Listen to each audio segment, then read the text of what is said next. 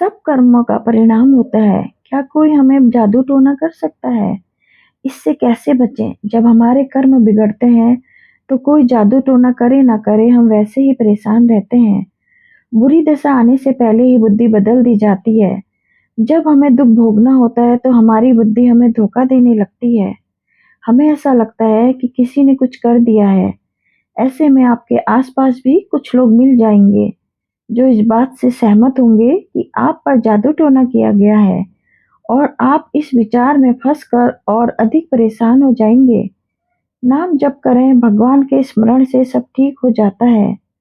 हनुमान चालीसा में लिखा है, भूत पिचास निकट नहीं आवे, महावीर जब नाम सुनावे।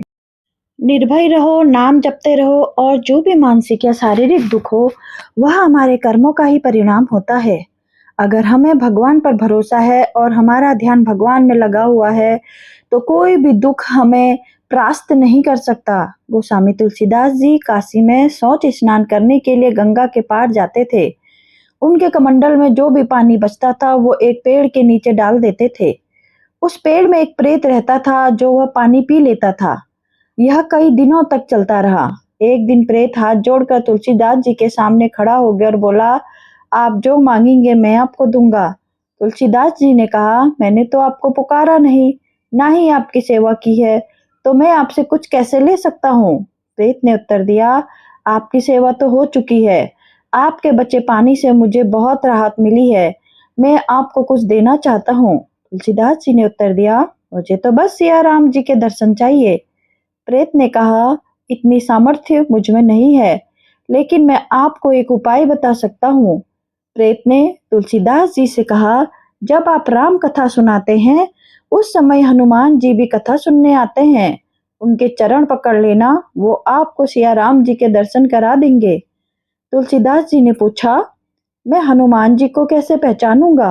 प्रेत ने कहा, हनुमान जी सबसे पहले कथा में आते हैं और मलिन वेश धारण करके बूढ़े के स्वरूप में रहते हैं और सबसे अंत में वे सभी को प्रणाम करके जाते हैं।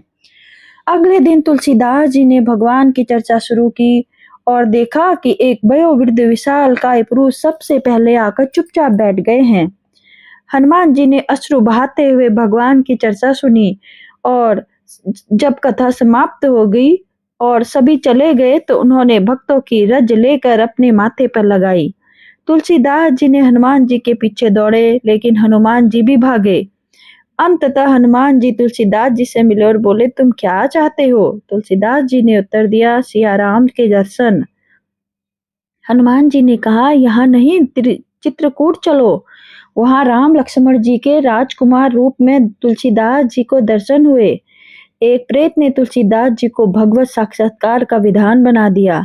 इसी प्रकार महाराष्ट्र के महान भक्त नामदेव जी को भी एक बार भगवान विट्ठल जी के दर्शन एक प्रेत में हुए थे। जो भगवान का नाम जपते हैं उनका कभी कोई अमंगल नहीं हो सकता। कलयुग भगवान का नाम जपने वाले से डरता है। जितनी भी आसुरी शक्तियां और राक्षसी स्वभाव वाली शक्तियां हैं वे भगवान के भजन करने वाले से डरती हैं। इसलिए नाम जप करें ताकि जादू टोना या काला जादू आप पर असर ना करे। अगर आप भगवान का भजन नहीं करेंगे तो चाहे कोई जादू टोना करे या ना करे, आपके जीवन में विघ्न आते रहेंगे। आजकल मानसिक रोग बढ़ गए हैं और लोग स्वयं अपने मन और दिमाग के कारण परेशान हो रहे हैं। नकारात्मक सोच और ज्यादा सोचने के कारण लोग खुद ही पीड़ित हो जाते हैं। व्यर्थ का चिंतन न करके हम राम कृष्ण हरि या राधा राधा का जाप करें ताकि सर्व मंगल हो। कोई तंत्र मंत्र जादू टोना हमें परेशान नहीं कर सकता। हमें हमारे कर्म ही सबसे ज्यादा परेशान कर रहे हैं। जय श्री राधे, जय श्री कृष्णा। सबका भला हो, सबका सही हो। राधा राधा।